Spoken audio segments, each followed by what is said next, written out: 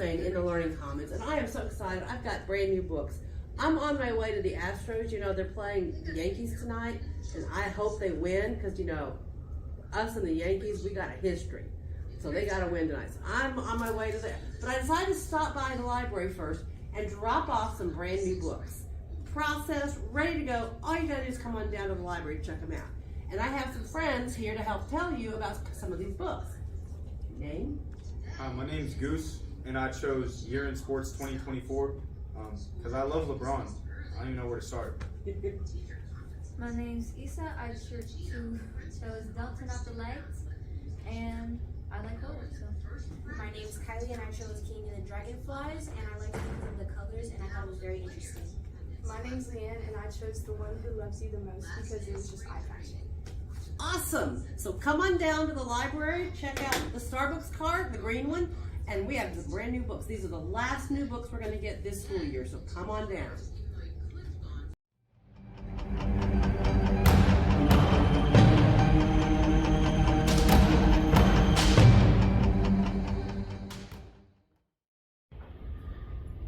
Good morning, Panthers. And where do we stand with March Madness on Monday, April the 8th?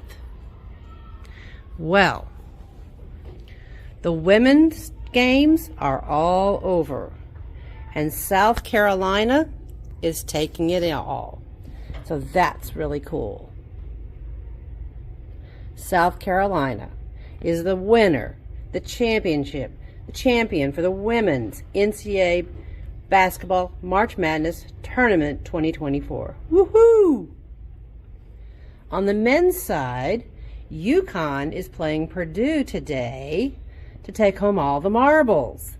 So by the end of the day, we'll know about the men's madness. Now, for us, we're down to 3 cups. Today's the last day to come down and spin the wheel, get tickets, and you can put them in the cups. And by the end of the day, we're going to be doing our drawing for our goodie bags and our posters.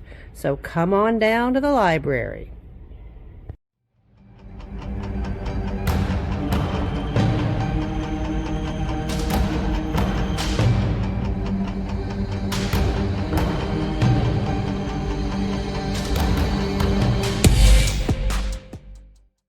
Good morning for our next mystery teaser from the library.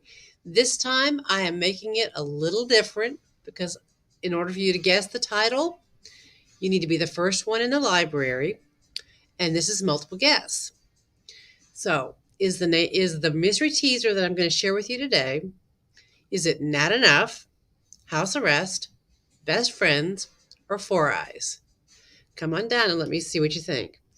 All right, the book that I'm sharing with you today is a novel in verse, which means it's written like a lot of poems.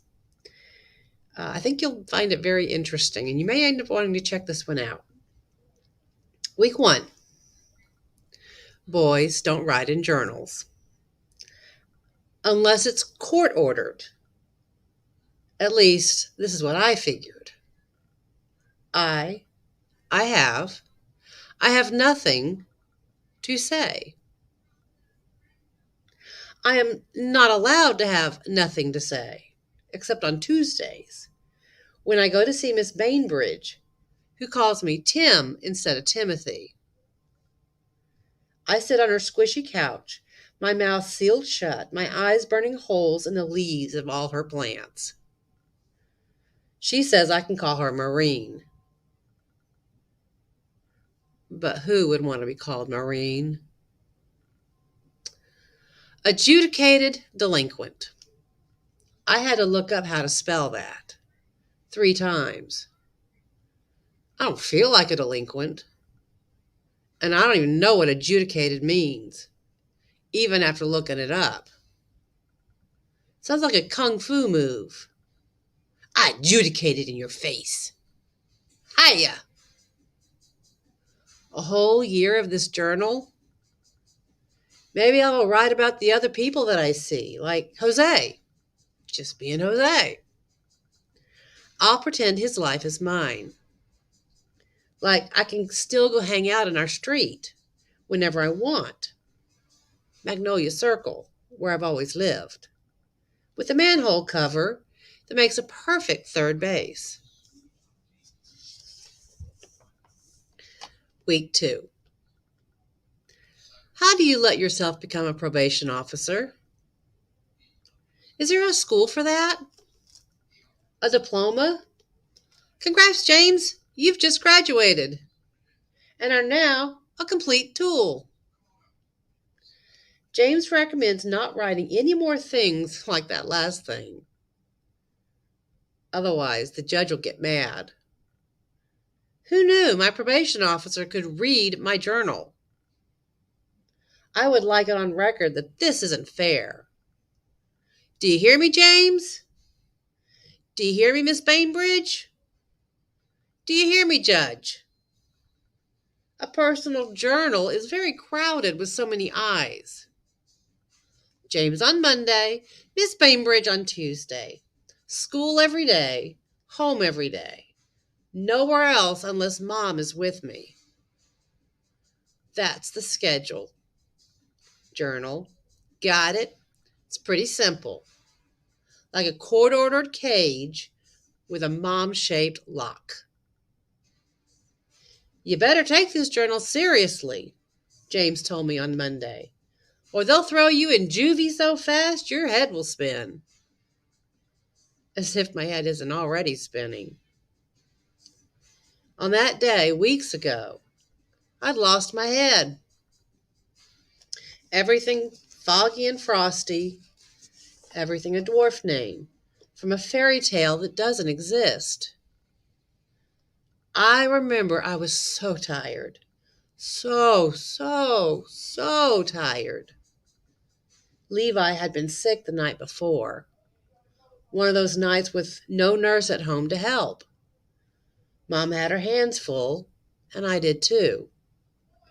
Levi was bad sick. So I helped, running for towels, for meds, for heavy oxygen tanks, for the suction machine, for the spare trach tube, for the ties that keep the tubes in his neck so he could breathe, which he wasn't doing very well that night, before the morning, when my head was full of fairy tale dwarfs named Foggy and Frosty and Sleepy and Crazy. I will never know what I was thinking when I stole that wallet. Because I wasn't thinking. I wish everybody would stop asking. There is no what when there is no thinking. There is just ising. Things happen. Things happened. Just like that. Snap. It is what it is. It is what it was. So stop asking. I was trying to help. That's all. But it was the opposite of help. And I know that now. I'm not sorry, though. If you're wondering, I'm just sorry I got caught. Because it would have helped. It would have. Week 3. James says I should take that last part out. You better be sorry, he says, when he throws this journal into my chest, looking mad and disappointed. A look they must give tests on at Probation University School. This is not a joke, Timothy. They'll throw you in juvie so fast your head will spin. I mouth the words when he says them. He doesn't like that. But he needs new words. He won't like it that I wrote that either. Well, hey, James, suck it. When Levi was born, my dad was still here 9 months ago. Feels like 9 years. Dad's heart was beating in the same room as mine. His lungs filled with the same air as mine. His stomach filled with the same pizza as mine. We had pepperoni the night that Levi was born. We high-fived our root beers. Dad told the waitress, I have 2 boys now. How about that? And she gave us ice cream for free. And it was the best night until it wasn't anymore. Then the phone rang in the pitch dark night, and Jose's mom answered because I was at their house. Dad was at the hospital with Mom and Levi. Jose's mom came to wake me up, and she drove me to the hospital, and she told me Levi was sick, and it was bad, real bad. So they wanted me there in case he died, so I could say goodbye. And none of it made sense, because Levi was a brand new baby. And nothing happens to brand new babies because they're new and they haven't hurt anyone yet. And Dad still had pizza in his stomach, and so did I from earlier that night when everything was okay. P.S. Levi didn't die. Not any time they told us he would, and there were a lot of times. James, Mrs. B, I know you're reading, so listen up. I'm thinking you guys don't know anything about anything. No offense. But if you're going to understand what I'm talking about in this dumb journal, I'm going to need to explain some things to your dumb faces. No offense. There are just so many things that you don't understand. And you have to understand. Understand? So I can tell you about that day. That stealing day.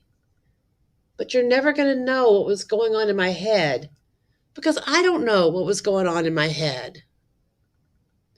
All I do know is what was going on in my life. And I'm going to stop there because this is a teaser.